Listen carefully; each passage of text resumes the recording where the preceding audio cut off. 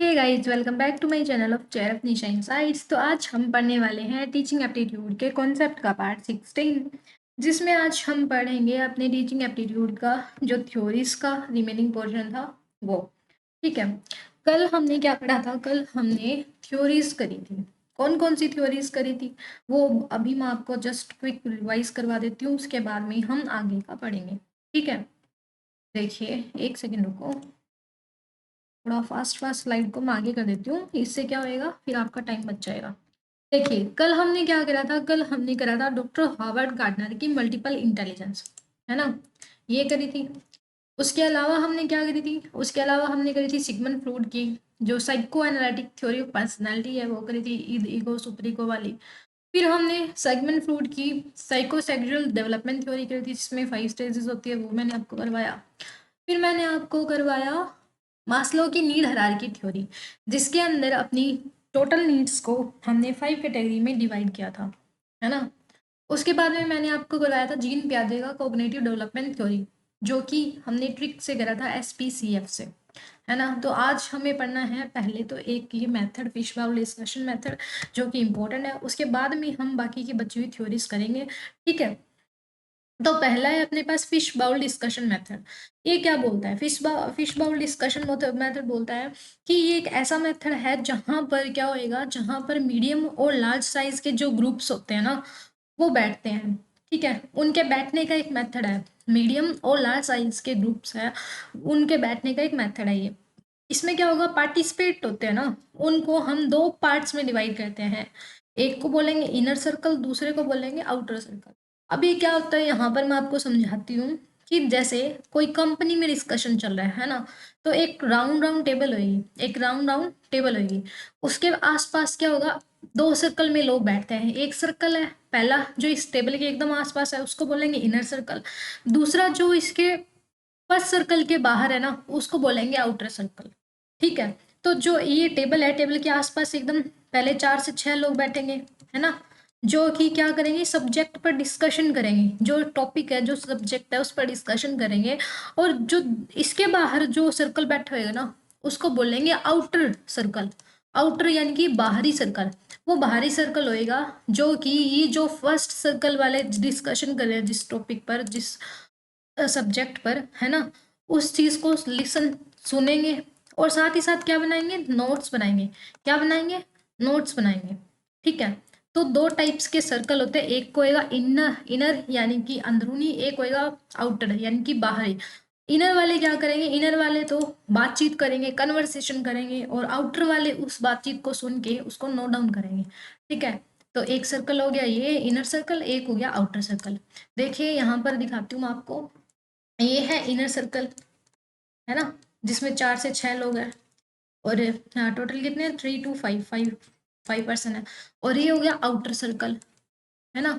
और ये क्या कर रहे हैं, ये अब जो भी ये इनर सर्कल वाले डिस्कशन कर रहे हैं ना सब्जेक्ट मैटर पे, उस चीज को सुन रहे हैं, लिसन।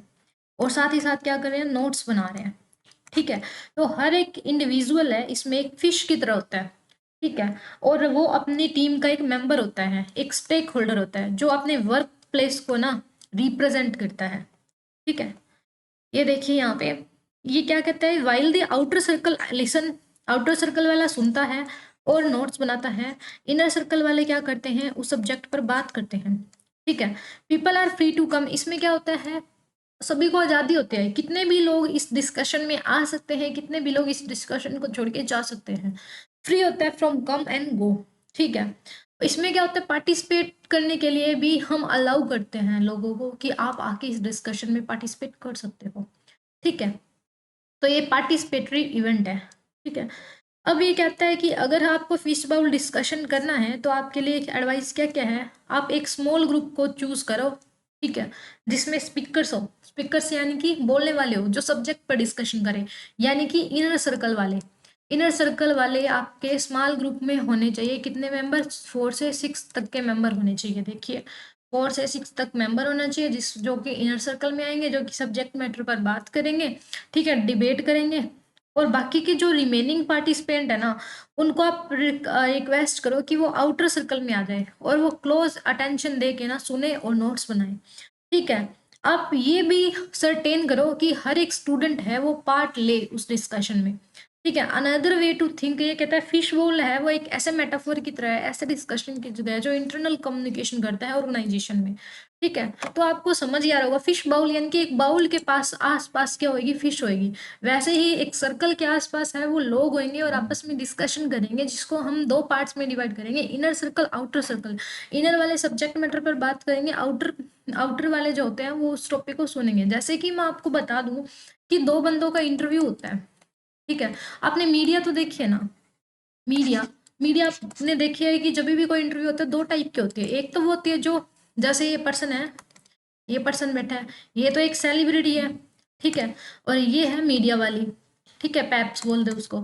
तो मीडिया वाली इससे इंटरव्यू लेने लग रही है ना। तो ये तो एक इनर सर्कल वाली होगी जो आपस में बातचीत कर रहे हैं, और इसके आसपास भी लोग बैठे होते हैं जो क्या करते हैं ना, उनकी कन्वर्सेशन को सुन सुन के कॉपी में राइट डाउन करते रहते हैं, है ना। तो वो किस में आ जाएगी, वो आ जाएगी आउटर सर्कल में।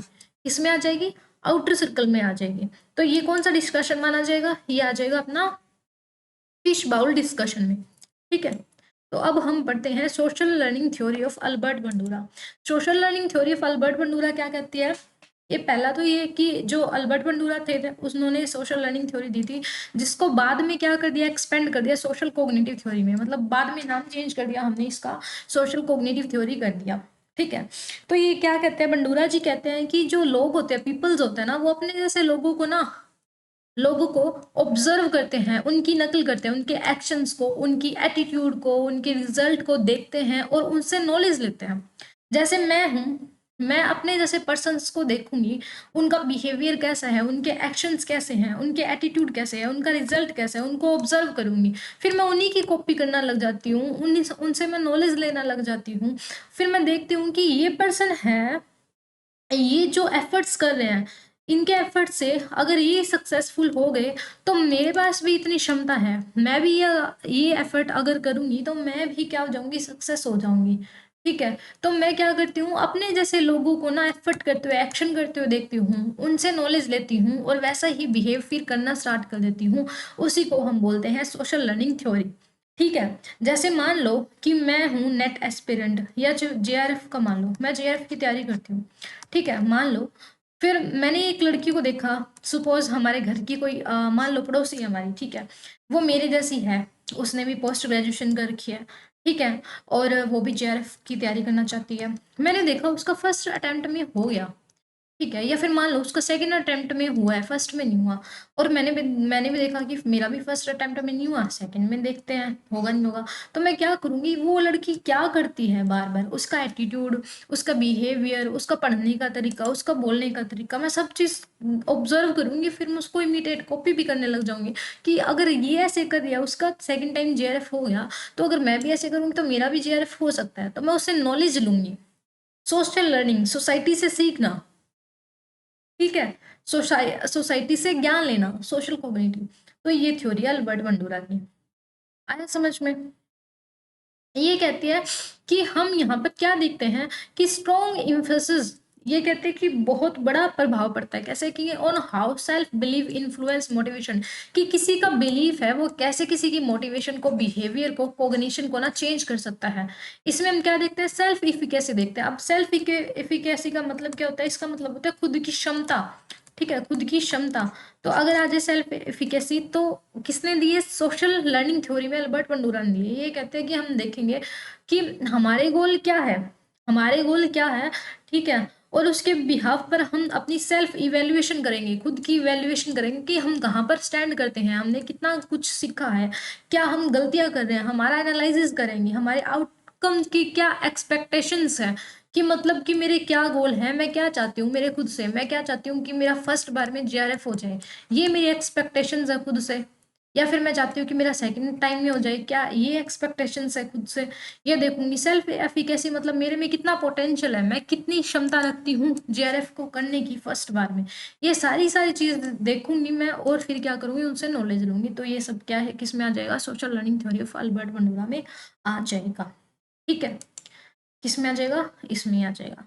अब ये क्या होता है कि बंडूरा क्या बोलते हैं, जब हम किसी भी पर्सन को ना, किसी भी पर्सन को कंटिन्यू एफर्ट्स करते हुए देखते हैं तो हमें क्या बिलीव हो जाता है, हमें हो जाता है कि उसके पास जो जो पोटेंशियल है, जो जो क्षमताएं है ना, अगर मैं देखूं तो उसकी तुलना मैं अपने आप से करूंगी कि इसके पास इतनी सारी कैपेसिटी है, इतनी सारी क्षमता है, तो वो मेरे पास भी तो है। ठीक है, तो मैं भी तो एफर्ट करूंगी तो मैं भी तो सक्सेस हो जाऊंगी ना। तो ये सारी बातें कौन बोलता है, ये सारी बोलता है अल्बर्ट बंडूरा। ठीक है, तो इस थ्योरी का अगर आ जाए तो इसने क्या बोला, इसने बोला कि अगर जो पीपल्स होते हैं, लोग होते हैं, वो ऑब्जर्व करें, इमिडिएट नकल करें और आइडियल जो हमारे होते हैं उनके व्यवहार से सीखेंगे और दूसरे के व्यवहार को देख के हम फिर जो करेंगे ना उसको ही बोलेंगे सोशल लर्निंग थ्योरी। ठीक है, तो अब आपको आई होप कि अच्छे से क्लियर होगी कि सोशल लर्निंग थ्योरी क्या होती है। मैंने आपको अच्छे से बता दिया है, बाकी ये थोड़ी बहुत दी हुई है वो आप पढ़ ही लेना, वैसे मैंने आपको अच्छे से समझा दिया है। तो अब इसका चार्ट क्या बोलता है, ये बोलता है कि जो अल्बर्ट बंडूरा की थ्योरीज है ना उसको हम 3 पार्ट में डिवाइड करेंगे। पहला तो एक बिहेवियर, हम बिहेवियर को देखेंगे, फिर देखेंगे पर्सन की कॉग्निशन यानी कि किसी का ज्ञान, किसी की नॉलेज, है ना, फिर देखेंगे एनवायरनमेंट। तो सोशल लर्निंग थ्योरी में 3 एलिमेंट आएंगे, कौन कौन से, किसी का बिहेवियर कैसा है, ठीक है, उसको ही तो हम देखते हैं। किसी की पर्सनल कॉग्निशन यानी कि ज्ञान कैसा है, किसी व्यक्ति का कैसा इन्वायरमेंट है, ये सब देखेंगे। ठीक है, तो बंडूरा की सोशल कॉग्निटिव थ्योरी किस पे इम्फेसिस करती है, reciprocal influence of behaviour, environment and person cognition factor. Reciprocal मतलब कि उल्टा, ये कहना चाहते हैं कि अल्बर्ट बंडूरा है वो ये बोलते हैं कि किसी के बिहेवियर का उसकी कॉग्निशन यानी कि उसके ज्ञान पर, किसी के बिहेवियर का उसके एनवायरनमेंट पर, पहला तो ये इफेक्ट देखेंगे। फिर हम देखेंगे किसी की नॉलेज का उसके बिहेवियर का, किसी की नॉलेज का उसके एनवायरनमेंट पर दूसरा इफेक्ट देखेंगे। फिर तीसरा देखेंगे इन्वायरमेंट का किसी के बिहेवियर पर, इन्वायरमेंट का किसी के पर्सनल कॉग्निशन पर यानी कि किसी के नॉलेज पर क्या इफेक्ट पड़ता है। तो हम तीनों के तीनों इफेक्ट देखेंगे। अब देखो रेसिप्रोकल मतलब उल्टा, एक दूसरे का आदान प्रदान करना। देखो ये एरो दोनों साइड लगे हुए हैं, दोनों साइड मतलब कि हम ऐसे भी देखेंगे कि बिहेवियर का इसकी नॉलेज पर क्या इफेक्ट पड़ता है और ये भी देखेंगे कि नॉलेज का बिहेवियर पर क्या इफेक्ट पड़ता है। ठीक है, तो 2 इफेक्ट यहाँ से हो गए। फिर हम देखेंगे बिहेवियर का इन्वायरमेंट पे भी क्या इफेक्ट पड़ता है, इन्वायरमेंट का बिहेवियर पे क्या पड़ता है, 2 यहाँ से हो गए। फिर हम देखेंगे नॉलेज का इन्वायरमेंट पर क्या पड़ता है और इन्वायरमेंट से हम देखेंगे नॉलेज पे क्या पड़ता है, यहाँ से भी 2 हो गए, यानी कि टोटल 6 इफेक्ट हम देखते हैं यहाँ पे। ठीक है, तो ये बताना चाह रहा है अल्बर्ट बंडूरा। आगे हम बढ़ते हैं एक और चार्ट से। देखिए ये कहते हैं कि अपने पास ना, अल्बर्ट बंडोरा क्या कहते हैं, अपने पास 3 टाइप के फैक्टर होते हैं जिसको हम चेक करते हैं कि हमारे कोग्निटिव फैक्टर यानी कि हमारी नॉलेज, जिसके अंदर हमारा क्या आ जाता है, मोरल डेवलपमेंट कैसा है, हमारे थॉट्स कैसे हैं, हमारा सेल्फ रिएक्शन कैसा है किसी चीज को लेके, हमारी कमिटमेंट कितनी है सोसाइटी के नॉर्म्स के प्रति, सोसाइटी के प्रति हम कितने कमिटेड है, वो सब हम देखेंगे। फिर हम देखते हैं बिहेवियर, बिहेवियर में हम देखते हैं अपने एक्शंस क्या है, हमारी अकेडमिक इंटीग्रिटी कितनी है, अकेडमिक शैक्षणिक हमारी क्षमता कितनी है, हमारा प्रोफेशनलिज्म, हमारा पेशा कितना है या कैसा है। ठीक है, हमारा बिहेवियर, हम कितने प्रोफेशनल हैं, वो सब देखेंगे, कितना मिलकर चलते हैं। इन्वायरमेंटल फैक्टर में हम देखेंगे हमारे सोशल नॉर्म्स कितने हैं, मतलब सोशल रूल्स रेगुलेशन को हमें समझना। पॉसिबल सैनिकेशन, हमारे पॉसिबल एफर्ट्स सैनिकेशन कितने होते हैं। कोड ऑफ कंडक्ट मतलब कि रूल्स प्रिंसिपल्स, है ना, कानून, ये कैसे हैं इन्वायरमेंट के। क्लासरूम रिलेशनशिप मतलब कि दूसरे के साथ हमारे रिलेशनशिप कैसे हैं, पीयर्स के साथ कैसे हैं, फैकल्टी के साथ कैसे हैं, हमारा केयरिंग कॉलेज इन्वायरमेंट है या नहीं है, वो सब देखेंगे। क्यों, क्योंकि इसमें ना जैसे कि मैंने आपको बताया था कि इन तीनों फैक्टर का ना एक दूसरे पे इफेक्ट देखेंगे। तो इन तीनों फैक्टर में जो जो चीजें आएगी ना उन उन चीजों का एक दूसरे पे इफेक्ट देखेंगे और पता लगाएंगे कि कैसे हम दूसरों के बिहेवियर को देख के उनसे नॉलेज लेके अपने बिहेवियर को चेंज करते हैं। ठीक है, तो अब इसकी प्रोसेस देखिए कैसे होती है। सबसे पहले हमारे पास स्टिमुलस आता है, यानी कि कोई थिंग आती है, कोई जरिया आता है जिसके थ्रू हमारे मन में प्रेरणा उत्पन्न होती है। स्टिमुलस जैसे कि मेरे को, मैंने ना कौन सा एग्जांपल दूं। स्टिमुलस ऐसे है कि मेरे को ना मेरी फ्रेंड ना जलेबी खाते दिख गई। ठीक है, ये एग्जांपल ले लेती हूँ, मेरे को मेरी फ्रेंड जलेबी खाते दिख गई, जलेबी, और इसकी शक्ल भी बना देती हूँ जलेबी की। मान लो एक जलेबी है, ठीक है, तो मैं इसे ये भाप निकल रही है। तो ये जलेबी खाता मेरे को मेरी फ्रेंड दिख गई, तो मेरे पास स्टिमुलस आया। स्टिमुलस कैसे? आप जलेबी खाते हो, इसको देख के ना मेरे मन में प्रेरणा उत्पन्न होगी। कौन सी प्रेरणा? कि मेरे को भी जलेबी खानी है।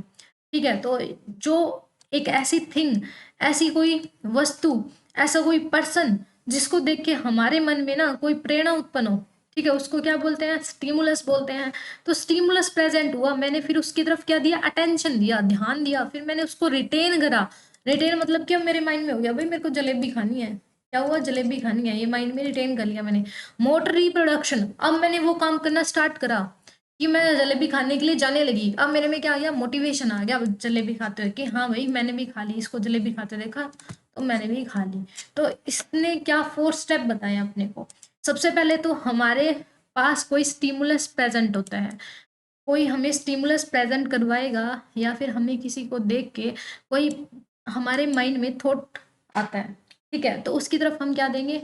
ध्यान देंगे, अटेंशन। तो स्टिमुलस को फोकस करा जाएगा, फिर उस चीज को हम रिटेन कर लेंगे, रख लेंगे अपने पास, यानी कि रिहर्स कर देंगे, इनकोड कर देंगे उस चीज को। ठीक है, फिर मोटर प्रोडक्शन, मोटर रिप्रोडक्शन में मतलब उस काम को हम करने लग जाएंगे, प्रैक्टिस करेंगे, फीडबैक देंगे। ठीक है, लास्ट में हमारे पास क्या आ जाएगा? मोटिवेट आ जाएगा, यानी कि रिवॉर्ड मिल जाएगा, हमें री मिल जाएगी। ठीक है, रिवॉर्ड क्या मिला? कि मेरे को जलेबी मिल गई, अब मैंने खा ली, अब मोटिवेट होगी मैं रिवॉर्ड पाके। ठीक है, री करना मतलब कि बार बार दोहराना, आप उस काम को बार बार दोहराऊंगी मैं। तो ये ही बोला है। सोशल लर्निंग थ्योरी है बंडूरा की, ऑब्जर्वेशनल लर्निंग है क्योंकि वो ऑब्जर्व करते हैं लोगों को। ठीक है, जैसे कि ये बता रखा कि सबसे पहले अटेंशन देते हैं कि determine how closely the child would will pay attention to the model. हमें देखना होगा कि कैसे कोई पर्सन को, कैसे कोई चाइल्ड है किसी की तरफ अटेंशन देता है। फिर हम देखेंगे कि उस काम को, उस बिहेवियर को जो उसने देखा है वो कितने टाइम तक रिटेन कर पाता है। फिर वो देखेगा कि उस बिहेवियर को वो रिप्रोड्यूस कर पाता नहीं कर पाता, यानी कि खुद अप्लाई कर पाता नहीं कर पाता। फिर हम देखेंगे कि अब तो वो मोटिवेट हो गया है, अब वो कैसे काम को करता है, अब वो उस काम को सीख गया, नहीं सीख पाया, उस काम से कितना मोटिवेटेड है वो हम देखेंगे। ठीक है, तो ये अपनी हो गई अल्बर्ट मुंडरवा की सोशल लर्निंग और कोग्निटिव थ्योरी।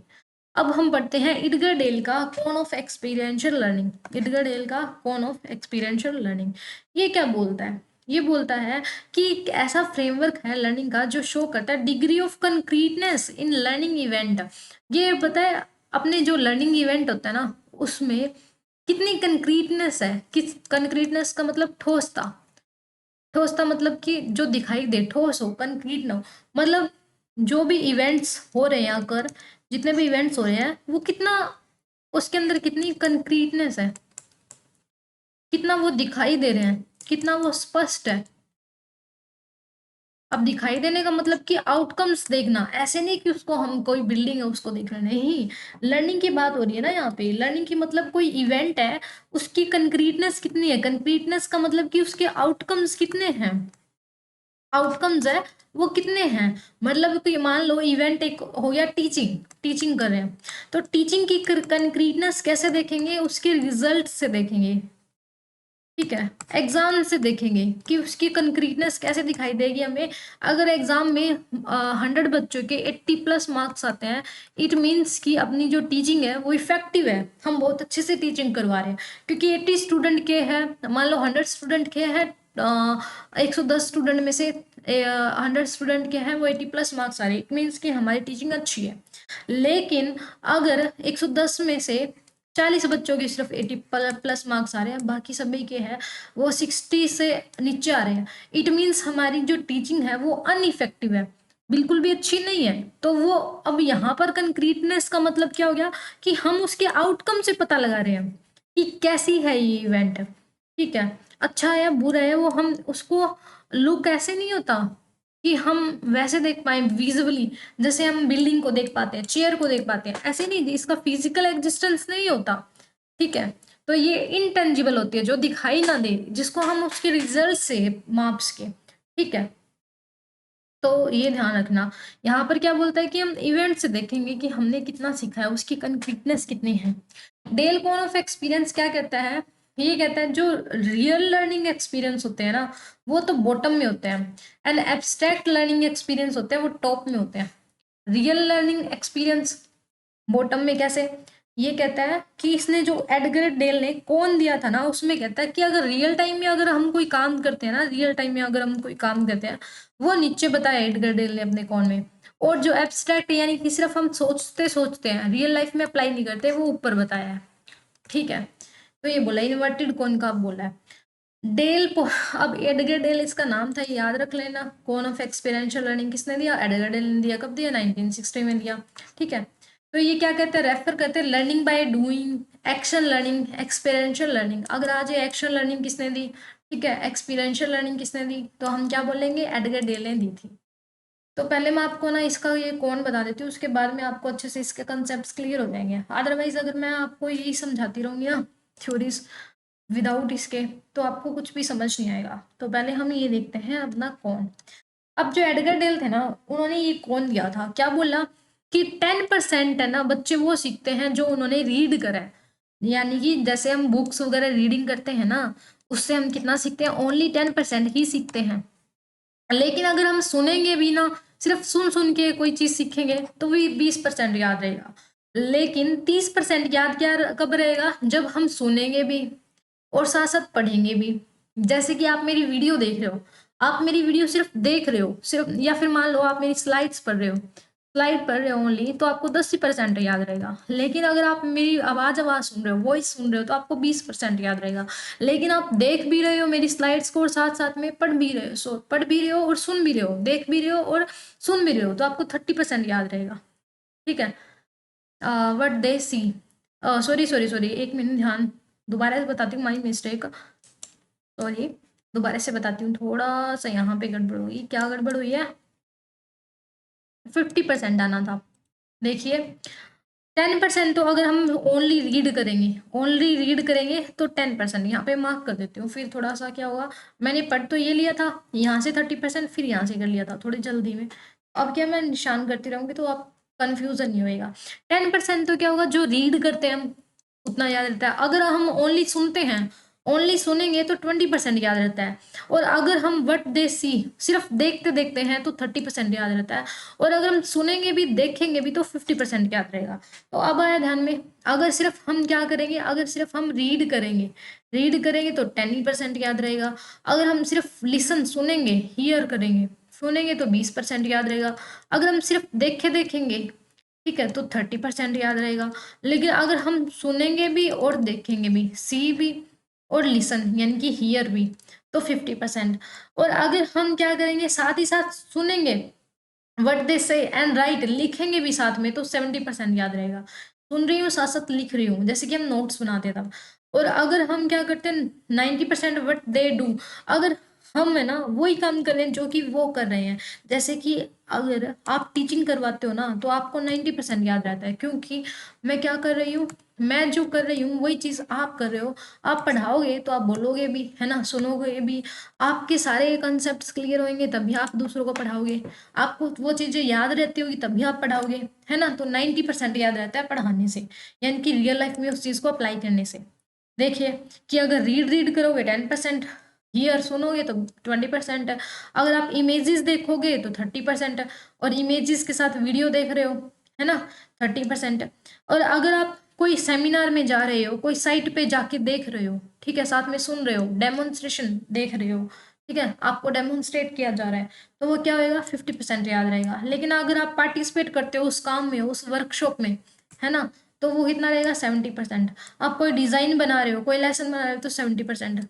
और साथ में आप स्टिमुलेट कर रहे हो एक रियल एक्सपीरियंस, मतलब आप टीच करवा रहे हो उस चीज में, क्या प्रैक्टिकली अप्लाई हो रहे हो पूरा, है ना, प्रैक्टिकली अप्लाई कर रहे हो उस चीज को, आप इन्वॉल्व हो रहे हो उस चीज में, तो क्या होएगा, तो 90% याद रहेगा कि आप वही परफॉर्म करेंगे, करोगे, do the real thing, same thing करोगे ना, तो वो आपको कितना रहेगा, 90%।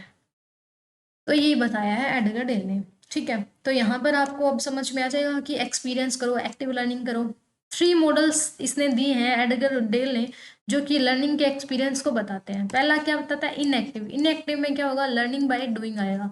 आइकॉनिक मॉडल में क्या आएगा, लर्निंग थ्रू ऑब्जर्वेशन, ऑब्जर्वेशन के थ्रू हम ऑब्जर्व कर करके सीखेंगे। सिंबॉलिक में क्या आएगा, सिंबॉलिक में लर्निंग थ्रू समवन एल्स। इस इनएक्टिव में तो आ गया हम करके सीखेंगे। आइकॉनिक में क्या आ गया, ऑब्जर्व करके सीखेंगे, सॉरी।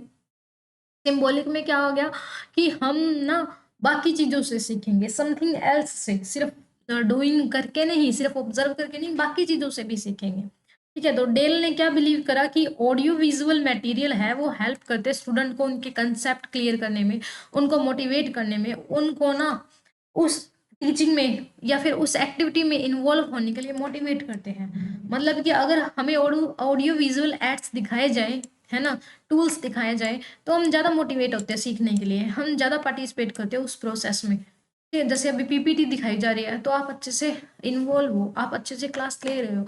अदरवाइज मैं ओनली सिर्फ आपको बताती रहूँ, सुनाती सुनाती रहूँ, है ना, तो क्या होगा, आप इन्वॉल्व नहीं हो पाओगे उस प्रोसेस में, आपको समझ ही नहीं आएगा कि क्या बात कर रही है ना। तो एड्स होते हैं, इनकी जो टूल्स होते हैं टीचिंग में सपोर्ट करने वाले, वो इंपॉर्टेंट होते हैं। ठीक है, तो ये दूसरी स्लाइड है, रीड करेंगे 10%, हियर करेंगे 20, सी करेंगे 30, उस देखेंगे सुनेंगे डेमोन्स्ट्रेट करेंगे एग्जिबिट करेंगे तो अपने 50-70 हम जब वर्क ऑन हैंड करेंगे, वर्कशॉप में जाएंगे, लेसन्स को डिजाइन करेंगे, 90% यानी कि रियल टाइम में काम करेंगे, उसको बोलेंगे। ठीक है, फिर आता है एडगर डेल का कौन ऑफ एक्सपीरियंशियल लर्निंग में ही अपनी कुछ ऑडियो विजुअल मटेरियल, क्या है ऑडियो विजुअल मटेरियल, कब दिया इसने, 1946 में दिया। ठीक है, फर्स्ट एडिशन था इसका। ठीक है, ये क्या बोलता है, providing A concrete basis for learning concept, ये कहता है कि आप है ना, आप क्या करो, आप कॉन्क्रीट बेस प्रोवाइड करवाओ लर्निंग कॉन्सेप्ट के लिए। मतलब अगर किसी बच्चे को, किसी स्टूडेंट को हमें कोई कॉन्सेप्ट समझाना है तो उसके लिए ठोस चीजें बताओ, मतलब जिससे वो रिलेट कर सके, ऐसी चीजें ना बताओ जिससे वो रिलेट ना कर सके। ठीक है, और स्टूडेंट को मोटिवेट करो, पार्टिसिपेट करवाओ, उनको बार बार री करवाओ। ठीक है, और साथ ही साथ मतलब रिवाइज करवाते रहो, साथ ही साथ उसके एक्सपीरियंस को भी वाइड करो, अदर मटेरियल का भी यूज करो, उसको इम्प्रूव करो। ठीक है, और डेल ने क्या करा है, अपने कौन ऑफ एक्सपीरियंशियल लर्निंग को 3 तरह के मॉडल में बांटा है, जो मैं अभी आपको ऊपर बता चुकी हूँ। इनएक्टिव मॉडल में लर्निंग बाय डूइंग, आइकॉनिक में ऑब्जर्वेशन, सिंबॉलिक में लर्निंग थ्रू सिंबल्स। ठीक है, तो ये इसने दिया है एडगर डेल ने। तो ये अपना हो गया, ये देख लीजिएगा, आपको जिस भी चार्ट से ज़्यादा अच्छे से समझ में आए, आपको अच्छा लगे पढ़ने में, तो आप कर सकते हो। वैसे मैंने आपको डबल डबल बार चार्ट दिए हुए हैं, तो इसमें सिर्फ इतना देखना था अपने को कि कितने परसेंट कितना क्या याद रहता है अपने को, ये देखना इंपॉर्टेंट था। फिर भी मैंने आपको अच्छे से समझा दिया है। देखिए थोड़ा सा और बता देती हूँ कि रीडिंग करके 10, वर्ड्स को सुनते हैं 20, पिक्चर्स देखते हैं 30, मूवी देख के आते हैं क्योंकि उसमें दिखाई भी देता, सुनाई भी देता है ना, तो 30%, एग्जीबिशन वगैरह में जाते हैं क्योंकि वहाँ पर हमें दिखाया जाता है, तो वहाँ पर 40 हो जाएगा, दिखाई भी देता है सुनाई भी देता है ना एग्जीबिशंस में। 70% कब होता है, जब हम डिस्कशन मेथड यानी कि डिस्कशन में हम पार्टिसिपेट करेंगे, हमें कोई क्या है एक बातचीत का टॉपिक दे दिया जाएगा। 90% ऐसे है कि हम प्रेजेंटेशन देंगे, हम रियल लाइफ में अप्लाई करेंगे उसको। है, अब हम दूसरा इंपॉर्टेंट टॉपिक पढ़ते हैं, वो है फील्ड डिपेंडेंट और फील्ड इंडिपेंडेंट लर्नर्स। क्या होते हैं, कौन होते हैं। फील्ड में डिपेंडेंट मतलब कि जो इंडिपेंडेंट स्टूडेंट होते हैं और डिपेंडेंट स्टूडेंट होते हैं, उनकी बात यहाँ पर की जा रही है। पहला तो होता है डिपेंडेंट लर्नर, जो कि डिपेंड हो टीचर्स पे। और फील्ड इंडिपेंडेंट मतलब कि अपने एरिया में, अपने काम में ये क्या है, इंडिपेंडेंट है, यानी कि टीचर्स पर डिपेंडेंट नहीं है। ठीक है, इस चीज को ध्यान से समझ लेना कि डिपेंडेंट मतलब जो टीचर्स पर डिपेंड है, इंडिपेंडेंट मतलब कि जो टीचर पर डिपेंड नहीं है, वो अपने खुद की मर्जी का मालिक है। ठीक है, अब ये क्या बोलता है कि जो फील्ड डिपेंडेंट लर्नर होते हैं, टीचर्स पे डिपेंड होते हैं, वो क्या करते हैं, उनको ना डिफिकल्ट लगता है क्या, restructure new information and force link in prior knowledge, कि नई इन्फॉर्मेशन को पुरानी के साथ जोड़ना, नई इन्फॉर्मेशन लेंगे, नई इन्फॉर्मेशन लेने के बाद में पुरानी के साथ जोड़ना, इनको डिपेंडेंट होते हैं जो टीचर्स पर, उनको टफ लगता है। ठीक है, लेकिन जो इंडिपेंडेंट होते हैं ना, वो क्या होते हैं, एबल होते हैं रिकॉग्नाइज करने के लिए information to provide a context for prior knowledge. मतलब कि पुरानी नॉलेज के बारे में अगर उनको कोई इन्फॉर्मेशन प्रोवाइड करवाई जा रही है ना, तो वो उसको रीऑर्गेनाइज करने में, दोबारा से ऑर्गेनाइज करने में ना एबल होते हैं, सक्षम होते हैं। जो डिपेंडेंट होते हैं ना, तो उनके लिए क्या होता है, उनके लिए टफ होता है कि वो नई नॉलेज को पुरानी नॉलेज के साथ क्या कर सके, अटैच कर सके, उसको रीअरेंज कर सके, रीऑर्गेनाइज कर सके, उसको मॉडिफाई कर सके। क्यों? क्योंकि वो टीचर पे डिपेंडेंट होते हैं। टीचर जब तक उसको नहीं करवाएगा, नहीं बताएगा, नहीं समझाएगा, उनको कुछ भी समझ में नहीं आएगा, है ना। तो वो कोई भी चीज़ को अडोप्ट नहीं कर पाएंगे। लेकिन जो इंडिपेंडेंट होंगे ना, वो क्या करेंगे, अगर टीचर टीचर तो इनके पास होता ही नहीं, वो टीचर पे डिपेंड होता ही नहीं है, तो वो अपने आप से नई नॉलेज को ना पुरानी के साथ ढालते रहते हैं, क्योंकि उनको पता है सारा काम उन्हें खुद ही करना है ना, दूसरों पे डिपेंड नहीं है। तो वो इजीली क्या कर सकते हैं और अरेंज कर सकते हैं। Their personality show A greater social orientation. जो डिपेंडेंट होते हैं ना, उनकी पर्सनैलिटी ऐसी होती है कि वो सोसाइटी के साथ में ना घुल मिल कर रहते हैं, सोशल ओरिएंटेशन करते हैं, ठीक है। लेकिन जो इंडिपेंडेंट होते हैं वो influence less by social reinforcement, मतलब ये सोसाइटी से ना कम इन्फ्लुएंस होते हैं, क्योंकि ये खुद खुद में रहते हैं, जो खुद से सीखते हैं, सोसाइटी से इतना नहीं सीखते हैं। फिर है they experience surroundings in a relatively global fashion, passively conforming the influence of previous ways of conduct. ये क्या कहते हैं, इनका जो एक्सपीरियंस होता है ना, वो ग्लोबल फैशन का होता है, मतलब कि वाइडली होता है। पैसिवली कंफर्मिंग मतलब कि निष्क्रिय होके सुनते हैं। इन्फ्लुएंस किससे होते हैं? फील्ड से होते हैं, कॉन्टेक्स्ट है, मतलब सीधी सी बात है, टीचर जो बोलेगा ना, टीचर जो समझाएगा, टीचर जो इनको प्रेजेंट करेगा, उसी से वो सीखेगा। लेकिन जो इंडिपेंडेंट वाले होते हैं ना, वो एनालाइज करते हैं, एक्सपीरियंस करते हैं अपने बैकग्राउंड से, अपने इन्वायरमेंट से, ठीक है। और जो इंडिपेंडेंट होते हैं ना, टीचर्स पर डिपेंड होते हैं, उनकी रीजनिंग स्किल है वो बहुत कम होती है। क्यों? क्योंकि सारी चीज तो टीचर ही देगा उसको। वो जो खुद डिपेंडेंट होता है ना दूसरों पे डिपेंड होएगा, तो वो खुद का दिमाग क्यों लगाएगा? खुद का दिमाग नहीं लगाएगा तो वो किस में, इसमें क्या नहीं आएगी? क्रिएटिविटी नहीं आएगी। अब जो सेल्फ स्टडी करते हैं, जो इंडिपेंडेंट है, उसको तो सारा का सारा काम है खुद से ही करना पड़ेगा, खुद ही सम सोल्व करने पड़ेंगे, वो किसी पे डिपेंडेंट नहीं है, तो उसके अंदर क्रिएटिविटी भी आएगी, है ना। तो मैं आपको मोटा मोटी बता देती हूँ, ठीक है, क्योंकि ये पढ़ने में ना थोड़ा टाइम लगता है, ये मेरे को, मैं वैसे ही आपको बता देती हूँ कि क्या डिफरेंस होता है इसमें, ठीक है। जहां पर ज्यादा पढ़ना जरूरी होगा वहां पर मैं पढ़ के बता दूंगी। देखिए, ये क्या होता है, एक्सटर्नली डायरेक्टेड, मतलब इसमें खुद में मोटिवेशन नहीं होता, इनको बताना पड़ता है टीचर को, आपको 2 लेसन करने हैं, 3 लेसन करने हैं, सारा स्ट्रक्चर भी टीचर प्रोवाइड करती है, आइडिया भी सब कुछ प्रोवाइड करती है। एक तो देखो, हम खुद से काम करेंगे तो हमारे अंदर नए नए आइडियाज आएंगे, क्रिएटिविटी आएगी, तो वो इंडिपेंडेंट में आ जाएगा। एक हम दूसरों के हिसाब से काम करेंगे तो हमारे अंदर क्रिएटिविटी नहीं आएगी, ठीक है। और हम इन्फ्लुएंस होते जाएंगे, तो इन्फ्लुएंस होते हैं, यहाँ पर आइडिया जो भी हमें प्रेजेंट करेगा टीचर, टीचर जो भी बोलेगा हम उस चीज़ को एक्सेप्ट कर लेंगे। इंडिपेंडेंट होएगा, वो अपने आप से आइडिया को क्रिएट करेगा, एनालाइज करेगा, ठीक है। उसकी सोच भी अच्छी होगी, वो इंटरनली डायरेक्टेड होएगा। ऐसे नहीं बोल रही मैं कि जो डिपेंड होना किसी पे गलत बात है, बस यहाँ पर डिफरेंस हो रहा है कि डिपेंडेंट और इंडिपेंडेंट लर्नर में क्या डिफरेंस होता है। जो डिपेंडेंट होएगा वो टीचर पर ही बस निर्भर रहेगा, ठीक है। इंडिपेंडेंट होएगा वो खुद पर रहेगा। जो डिपेंडेंट है उसके सारे सारे डिसीजन को लेगी टीचर लेगी, वो टीचर के बिना कोई भी डिसीजन नहीं ले पाएगा। और जो इंडिपेंडेंट होता है वो सारे सारे डिसीजन खुद लेगा। जो डिपेंडेंट होते हैं वो अपनी वीकनेस को, अपनी स्ट्रेंथ को नहीं जानता है। क्यों? क्योंकि सारी चीजें तो टीचर ही उसको प्रोवाइड करवा देती है ना। सॉल्यूशन हर चीज के लिए वो टीचर पर डिपेंड होगा, तो उसको अपनी स्ट्रेंथ वीकनेस नहीं पता होगा। लेकिन इंडिपेंडेंट होएगा, वो अपने आप से काम करता है, अपने आप से काम करता है, तो उसको पता चल जाता है भाई यहाँ पर मेरी मैथ्स कमजोर है, यहाँ पर मेरी रीजनिंग कमजोर है, मेरी क्या स्ट्रेंथ है, मेरी क्या वीकनेसेस है ना।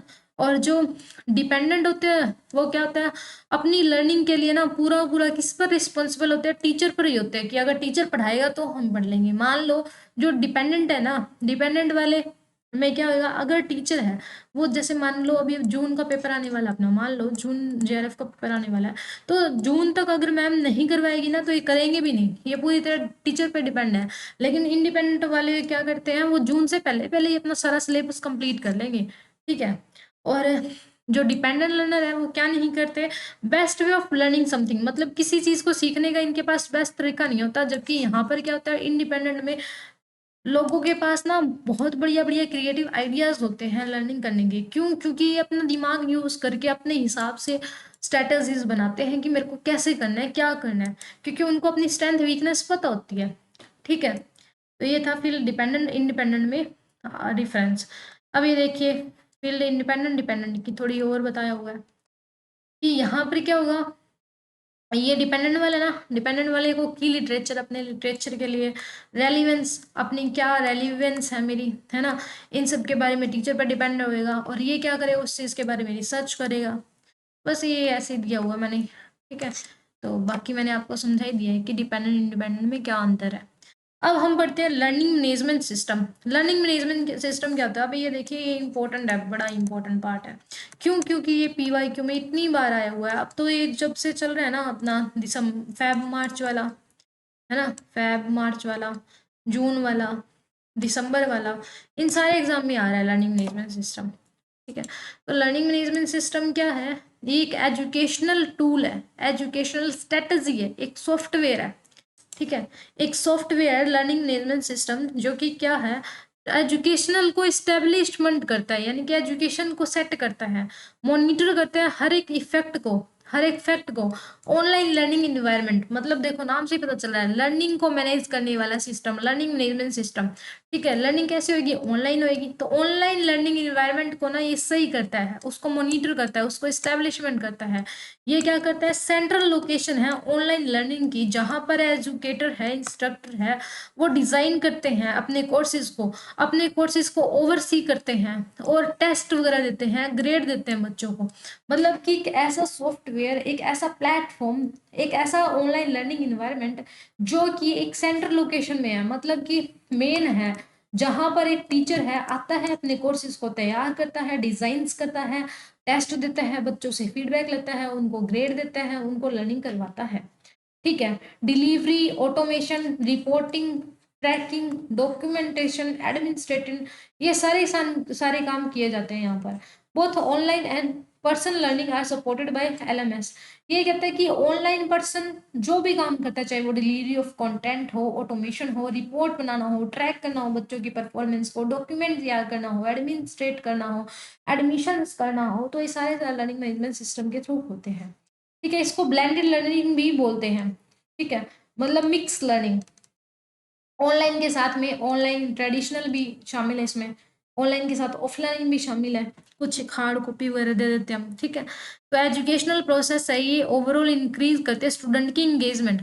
मतलब कि ऑनलाइन जो एजुकेशन है ना अपनी, वो इसमें आते हैं लर्निंग मैनेजमेंट सिस्टम में। अगर ये ऑनलाइन एजुकेशन नहीं हुई होती तो हर एक स्टूडेंट पार्टिसिपेट कैसे कर पाता?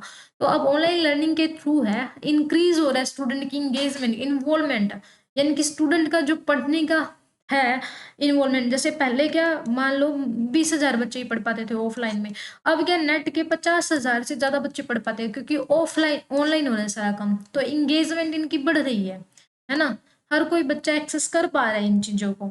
तो 3 मेन कैटेगरी है लर्निंग मैनेजमेंट सिस्टम की जो कि एग्जिस्ट करती है। पहला है सेल्फ होस्टेड, यानी कि खुद ही होस्टेड किया गया, जो सेल्फ होस्टेड है, खुद से होस्ट किया गया हो, ठीक है। ओपन सोर्स भी होते हैं, क्लाउड बेस्ड भी होते हैं, ठीक है। ये सारे सॉफ्टवेयर का बता रहे हैं कि 3 कैटेगरी में डालेंगे, सेल्फ होस्टेड, ओपन सोर्सेज और क्लाउड बेस्ड। कुछ LMS है जो कि पॉपुलर है, जो एजुकेशन में यूज करे जाते हैं, एजुकेशन में मूडल यूज किए जाते हैं, है ना। और एंथोलॉजी, ब्लैक बोर्ड लर्न भी किया जाता है, पावर स्कूल्स को सोशोलॉजी लर्निंग भी की जाती है। तो बस ये नाम आपको ध्यान रखने हैं कि लर्निंग मैनेजमेंट सिस्टम जो कि अभी ज़्यादातर यूज़ किए जाने लग रहे हैं ना एजुकेशन में, वो 3 ये वाले, Moodle and anthropology, blackboard learning और पावर स्कूल सोशोलॉजी की लर्निंग, ठीक है। तो ये है लर्निंग मैनेजमेंट सिस्टम में कि इसमें हम क्या देखते हैं, क्वालिफिकेशन देखते हैं कि एम्प्लॉय के पास रिक्वायर्ड क्वालिफिकेशन है या नहीं है, ट्रेनिंग भी देखते हैं, उनको ट्रेनिंग दी जाती है, उसका एडमिनिस्ट्रेटिव, मतलब कि उनको मैनेज करा जाता है, उनसे टेस्ट कलेक्ट किए जाते हैं, उनके स्कोर्स देखे जाते हैं, उनके रिपोर्ट्स देखे जाते हैं, कोर्सेज को इंटीग्रेट करते हैं, उनको मॉनिटर भी करते हैं, उनकी क्या प्रोसेस है, ये लर्निंग मैनेजमेंट सिस्टम में होता है। लर्निंग मैनेजमेंट सिस्टम में हम क्या करते हैं, रिपोर्ट्स को ट्रैक करते हैं, रिपोर्ट्स बनाते हैं, उसको मेंटेन करते हैं रिकॉर्ड्स को। पहले हमने रिपोर्ट्स बनाई, उनको मेंटेन करके भी रखेंगे अपने सॉफ्टवेयर में, स्टूडेंट की परफॉर्मेंस को भी जांच करेंगे कि क्या परफॉर्म है, टेस्ट लेके, एग्जाम्स लेके, पोल क्विज करवा के।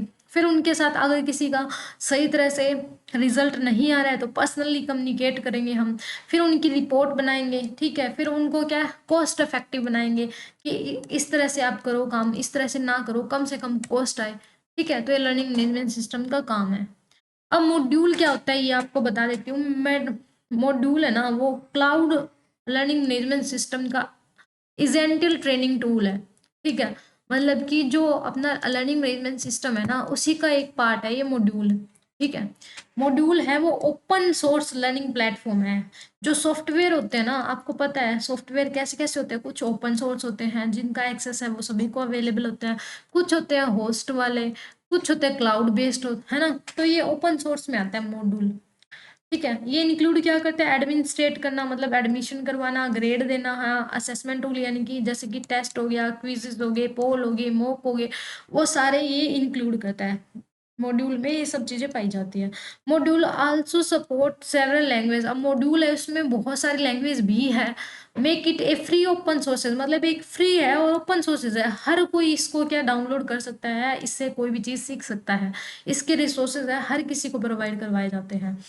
As a solution for educational institution, module is solution with LMS feature for meeting and needs of learner from K through K-12 through to higher education. अब ये मॉड्यूल कहता है कि एक ऐसा लर्निंग मैनेजमेंट सिस्टम है, एक सॉफ्टवेयर है जो लर्नर स्टूडेंट्स की नीड्स से मीट करता है। स्टूडेंट को कोई भी नीड होती है सीखने की तो वो यहाँ से सीख सकता है। ये हायर एजुकेशन का है चैनल, यानी कि K-12 के थ्रू ना हायर एजुकेशन को देता है। ठीक है, अब आता है गूगल क्लासरूम। गूगल क्लासरूम तो आपको पता ही है, जहाँ पर हम क्या करते हैं, जहाँ पर हम अपना क्लास वर्क देखते हैं, पीपल्स हमारे कौन कौन से क्लासमेट है वो देख सकते हैं, हमें ग्रेड दिए जाते हैं, हम क्लास भी लेते हैं गूगल क्लासरूम से, साथ में यहाँ पे असाइनमेंट भी सबमिट करते हैं, है ना। अब ये देखिए, ये मैं आपको क्या पढ़ा रही हूँ, ये मैं आपको लर्निंग मैनेजमेंट सिस्टम के टूल पढ़ा रही हूँ। ये क्यों पढ़ा रही हूँ, क्योंकि मैंने BYQ एनालिसिस करे तो उसमें देखा कि LMS 1000 बार पूछा हुआ है एनडी ने, बार बार पूछता है LMS के बारे में, कौन कौन से इसके सॉफ्टवेयर है, मान लो मूडल, नाम नाम पूछते हैं, मूडल हो गया, ठीक है, क्लासरूम, गूगल क्लासरूम हो गया, कैनवास हो गया, कैनवास के बारे में भी आंसर आते रहते, क्वेश्चन आंसर आते रहते हैं। तो मैंने सोचा क्यों ना आपको मैं इसकी डिटेल में ही करवा दूं, कि क्योंकि अभी तो क्या नाम नाम पूछ रहे हैं, आगे अगर इसकी थोड़ी सी डिटेल पूछ ले तो आप अच्छे से अटेम्प्ट कर सकते हो, आपको कोई प्रॉब्लम ना आए। इस वजह से मैं आपको डिटेल में पूरा करवा रही हूँ, है ना। इतनी करवाने की जरूरत नहीं थी, सिर्फ नाम नाम बताना था, थोड़ा सा आंसर बताना था, बट फिर भी मैं एक्स्ट्रा बता रही हूँ ताकि आपको कहीं पर कोई भी प्रॉब्लम ना आए। ठीक है, तो गूगल क्लासरूम क्या है, गूगल क्लासरूम है एकदम फ्री है ना, लर्निंग मैनेजमेंट सिस्टम है। इसमें क्या होता है, ये all that is required is for your district school to sign up for G Suite for education. ये कहता है आपकी स्कूल कॉलेज के लिए जो भी रिक्वायरमेंट होती है वो हम साइन अप करके यहाँ पर क्या करते हैं, पूरी कर लेते हैं। जैसे हमें गूगल क्लासरूम पे कोई ऑनलाइन क्लासेस लेनी है, असाइनमेंट सबमिट करनी है, टीम वर्क करना है, सब चीज़ कर सकते हैं। तो ऑनलाइन एक्सीलेंट एग्जांपल है LMS का, जो क्या करता है, rest of the Google ecosystem and lets your synchronise your information across several apps in Google Classroom. ये क्या कहता है, ये कहता है कि एक ऐसी ऐप है, एक ऐसा सॉफ्टवेयर है, एक ऐसा LMS है, यानी कि लर्निंग मैनेजमेंट सिस्टम है, जो कि आपके गूगल की जितना भी इकोसिस्टम है, गूगल का इकोसिस्टम है, यानी कि गूगल का जो डाटा है, एप्स है, उन सारों को सिंक्रोनाइज कर देता है, यानी कि छोटा कर देता है और एक ही ऐप में ला देता है। मतलब कि बहुत सारी ऐप्स है ना, वो सारी एक में ही आ जाती है गूगल क्लासरूम में। अब देखिए, गूगल क्लासरूम में स्ट्रीम की ऐप आ गई। स्ट्रीम जहाँ पर जैसे गूगल मीट होती है, क्या होती है, गूगल मीट होती है, जूम होती है ना, उसका फीचर आ गया इसमें स्ट्रीम करने का, क्लास वर्क करने का, यहाँ पर इकट्ठा काम कर सकते हैं, वो किसी और ऐप का काम है। पीपल आपस में एक दूसरे से चैट कर सकते हैं, ग्रेड वगैरह दे सकते हैं, असाइनमेंट सबमिट कर सकते हैं, इनकी अलग अलग ऐप है, यानी कि इतनी सारी ऐप्स को मिलाकर एक बन गई। तो इसने डाटा को सिंक्रोनाइज कर दिया, छोटा कर दिया इन्फॉर्मेशन को। ठीक है, यानी कि एक ही जगह उपलब्ध, जैसे मॉल होता है, मॉल क्या होता है, सिंक्रोनाइज फॉर्म होता है मार्केट का, मतलब एक मार्केट है, यहाँ पर अलग अलग जगह दुकानें खुली हुई थी, कहाँ पर किसकी बार्बर की शॉप होगी, कहाँ पर कन्फेक्शनरी की होगी, कहीं पर पार्लर की होगी। मॉल में क्या हुआ, मॉल को सिंक्रोनाइज कर दिया कि इसमें एक ही जगह सारी की सारी शॉप्स होगी, तो आपको कहीं और नहीं जाना। तो वैसे ही यहाँ पे गूगल क्लासरूम में सेवरल ऐप की इंफॉर्मेशन को हमने सिंक्रोनाइज कर दिया। ठीक है, एजुकेशन ये फ्री होता है एजुकेशन के लिए, यहाँ पर आप लेसन्स को तैयार कर सकते हो, असाइन कर सकते हो, होमवर्क दे सकते हो, स्टूडेंट को फीडबैक दे सकते हो, ऑथराइजेशन कर सकते हो। ठीक है, तो गूगल क्लासरूम आपको अच्छे से समझ आ जाना चाहिए, क्योंकि ईजी सा है, आपको पता भी, आप यूज़ भी करते हो। अब हम देखते हैं कैनवा। कैनवा क्या होता है, स्कूल में, इंस्टीट्यूशन में कैनवा है, वो क्या करा जाता है, is a well like online learning management system, learning ecosystem. इसको ना स्ट्रक्चर किया जाता है वेल काइंड, मतलब ये कहना चाह रहा है कि जो कैनवा है ना, वो एक ऐसा लर्निंग मैनेजमेंट सिस्टम है जिसको स्कूल्स में, कॉलेज में, इंस्टीट्यूशंस में ना लर्निंग इकोसिस्टम की तरह यूज करा जाता है। मतलब कि लर्निंग का इन्वायरमेंट की तरह यूज करा जाता है, इंपॉर्टेंट टूल की तरह यूज करा जाता है। इसमें क्या होता है, pattern are the apart from having able to Canvas resources allow to include several pre made component from other users into educational material. ये क्या कहता है, ये ऐसे कहता है कि कैनवा ना आपको अलाउ करेगा, आपकी पहले से बनाए हुए आपके जितने भी आपके पास कंपोनेंट है, स्टडी मटेरियल है ना, उन सबको क्या कर सको आप यहाँ पर ना, उसको एडिट कर सको, उसको बना सको। कैनवा जो होता है, कैनवा यहाँ पर आपके अपने पीपीटी स्लाइड्स, अपनी जो स्टडी कंटेंट है उसको तैयार भी कर सकते हो, उसको पहले से तैयार किए हुए को भी ला सकते हो, एडिट कर सकते हो। ये सारा बताया, एजुकेशनल मटेरियल आप क्या कर सकते, तैयार कर सकते हो। इससे फ्रंट रनर 2021 कैनवा से, ये क्या है, cloud based learning management system है। अभी ये याद रख लेना, cloud based learning management system है। अब यहाँ से क्वेश्चन कैसे आते हैं, कैनवा से ऐसे आता है कि क्या कैनवा है वो लर्निंग मैनेजमेंट सिस्टम है, तो आपको बोलना है यस है। ठीक है, यहाँ पर हम एडिट भी कर सकते हैं, यहाँ पर हम बना भी सकते हैं। ठीक है, तो ये आ जाएगा। और ये भी आ सकता है कि क्लाउड बेस्ड है नहीं है, तो पहले वाला ऊपर वाला कौन सा था, ओपन सोर्स थे, और ये कौन सा है, क्लाउड बेस्ड है। ये देखिए कैनवा का मॉड्यूल का, ये तो मॉड्यूल का है ना, हाँ मॉड्यूल का है ये, मॉड्यूल में क्या दिया हुआ है। अब आता है स्कूलोजी। स्कूलोजी नाम से पता चल रहा है कि ये यूजर फ्रेंडली है, और ये क्या करता है, ये ना अपने को ऑप्शंस देता है कि हम ऑर्गेनाइज कर सके, हम मैनेज कर सके, हम डिस्ट्रीब्यूट कर सके हमारे एग्जाम्स को, कोर्सेज को। ठीक है, स्कूल लॉजी नाम से देखो पता चल रहा है, स्कूल लॉजी है वो यूजर फ्रेंडली इंटरफेस है जो हमें अलाउ करता है कि हम अपने कोर्सेज को ऑर्गेनाइज कर सके, मैनेज कर सके, डिस्ट्रीब्यूट यानी कि बांट सके, हम अपने कोर्सेज प्रोवाइड करवा सके। ठीक है, ऐसे teacher can manage their course and Schoology, ये कहते हैं कि टीचर है वो यहाँ पर अपने कोर्सेज को मैनेज कर सकते हैं। ये कॉम्प्रिहेंसिव लर्निंग मैनेजमेंट सिस्टम है जिसके अंदर collaborative tool, assessment, instructional tool, advance analytics भी शामिल है। मतलब कि ये कोलैबोरेटिव टूल है, यहाँ पर टीचर स्टूडेंट दोनों आके क्या कर सकते हैं, लर्निंग कर सकते हैं, एडिटिंग कर सकते हैं, मैनेज कर सकते हैं कोई चीज़ों को। असेसमेंट यानी कि उनका इवेल्युएशन करा जा सकता है, यहाँ पर उनके टेस्ट लिए जा सकते हैं, उनके मॉक लिए जा सकते हैं, उनको इंस्ट्रक्शन दिए जा सकते हैं, और एडवांस चीज़ें की जा सकती है। ठीक है, इस फ्रेमवर्क में क्या होता है, another feature rich learning platform is social Schoology which attempts to provide you all these resources to create lessons interactive.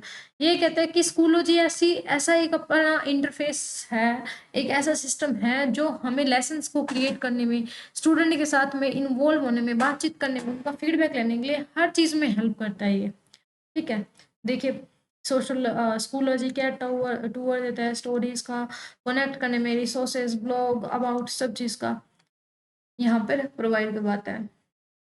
अब 360 डिग्री लर्निंग, ये भी इंपॉर्टेंट है। 360 डिग्री लर्निंग क्या होती है, ये मतलब कि ओवरऑल डेवलपमेंट करना, ओवरऑल लर्निंग करना, मतलब कि हर एक एक्सपेक्ट को, हर एक पहलू को पूरा कंप्लीट डेवलपमेंट करना।